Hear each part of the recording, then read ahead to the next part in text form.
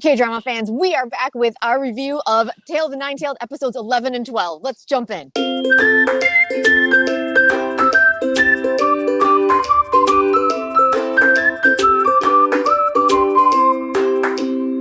Welcome. You have found the most fun K-drama hangout on YouTube because there is so much to talk about as we start heading into the final quarter of the Tale of Nine-Tailed. There's so much to talk about because so much happened. Yeah, so much happened. Okay, so just a brief synopsis. So, Imugi and we have the Imugi fight at the beginning. We've got the Imugi reveal at the end. We've got a parental reunion somewhere in the middle, and we got a brother reunion somewhere in the middle. There was so much that happened this week, Marisa. It's crazy. I couldn't believe how much happened, but the very end, that was when the big reveal happened. Yes! And where is Imugi? Actually, it's not in like the 22-year-old TaeRi. No. He's really in our girl JiAh. As we all should have realized when she made that announcement in the forest when he was putting stuff on her skin, and she was like, Yeon, it's good to see you again. And so we should have known. But what I found really interesting is of course they dropped this little nugget while our little Unsolved Mysteries team discovered that there's not one Imugi, but two Imugis. And I'm like, oh no, show. Oh no. And then it was like, I know, it's such a K-drama thing. It's like clue, and then like two scenes later, there it is. It's like clue with brand new information that we've never heard before. Brand new. Two emojis. What are you talking about? What are you talking about? Yeah. Right. We should have known also because it's like, how come no one? I mean, sometimes they were faking it, sometimes they weren't. But I'm like, how come no one knows that the Imugi is in this young intern, or is the young intern? I was like, it was a little hazy on that one. Also, here's the other thing. So it's that there's a weak Imugi and a strong Imugi. I feel like we need a little bit more mythology backstory on what's happening there. Yeah, I'm totally unclear on that. Yeah, because they're both. If we go back now to the beginning of episode 11, holy cow, that fight! It was like that movie Jumper, where they're like pushing each other through portals and landing in different places. It was so really cool. And then we even got a shout out to Captain America and the elevator fight scene. I was like, yeah, that's right. That's right. Good. I loved it. It was so good. It was so amazing.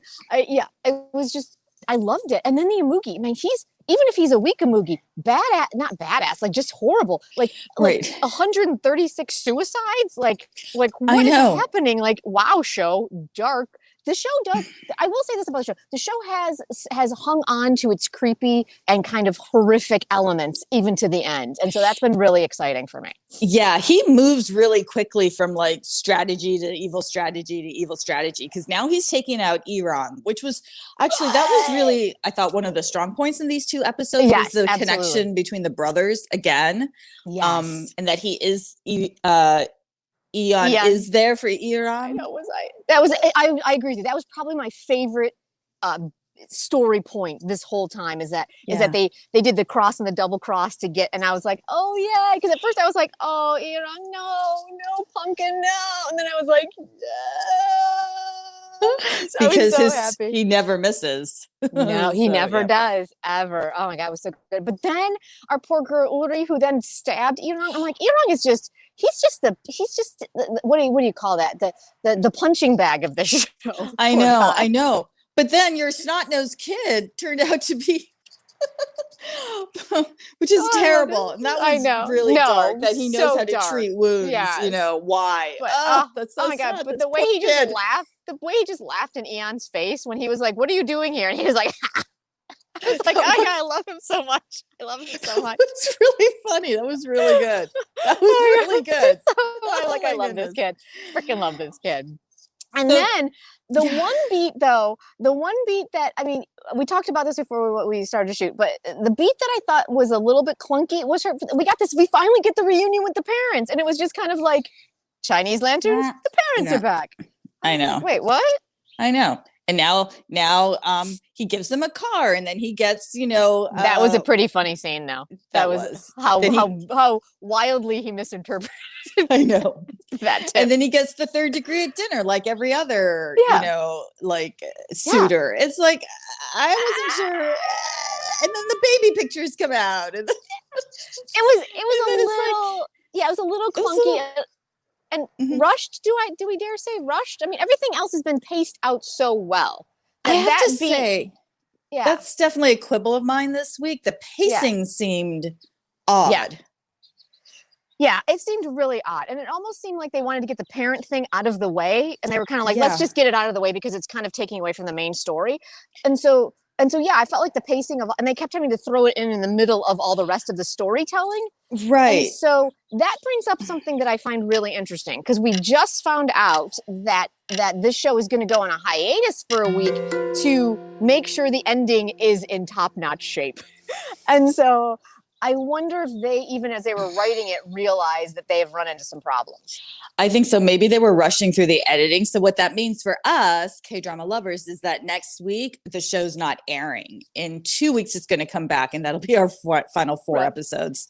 Yes. I mean, the ending, how do we wait 2 weeks? Like, it's, come on, show. I know.